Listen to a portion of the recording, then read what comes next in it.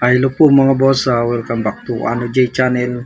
So for today's video mga boss ay ipapakita natin sa video natin ito yung pamamakyaw namin ng ng wall plastering po mga boss, wall plastering sa warehouse po mga boss, labas at loob po mga boss.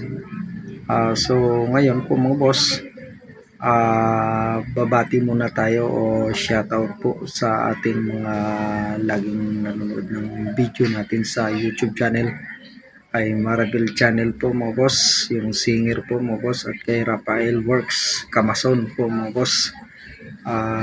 Good luck po sa inyong channel, God bless din po sa inyo. Okay, so hindi na tayo magpapaligoy-ligoy pa, simulan na natin, panoorin na natin. Okay.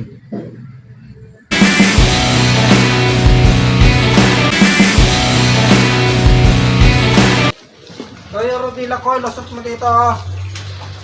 Na. Rodilang kahoy. Hoy. Hoy. Hello.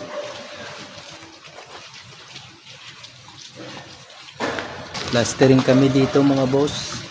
Oh. Jackpot kami dito. Plastering, wrap finish lang.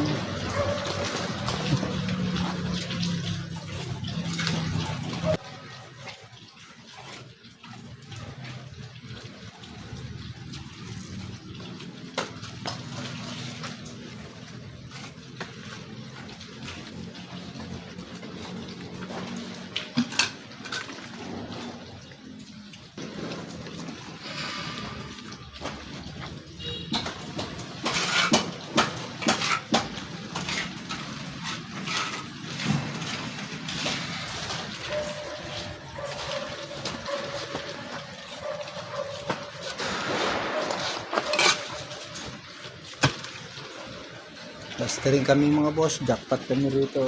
Wrap finish lang, pakita ko sa inyo.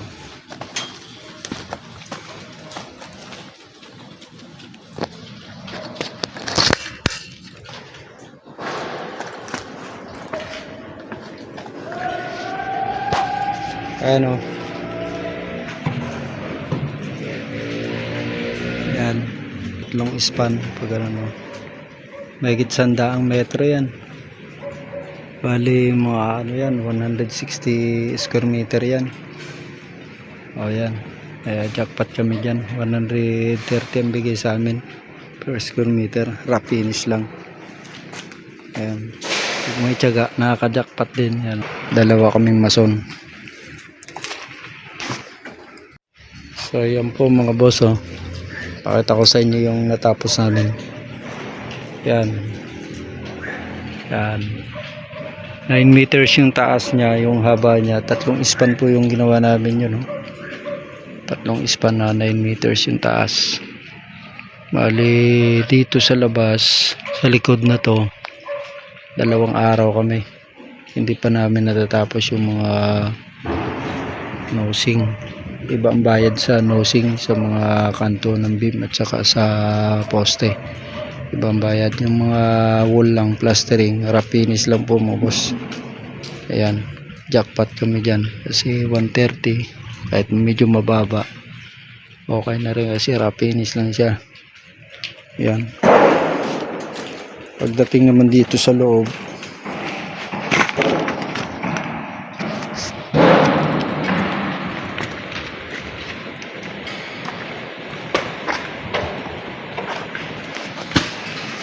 kaya madilim na.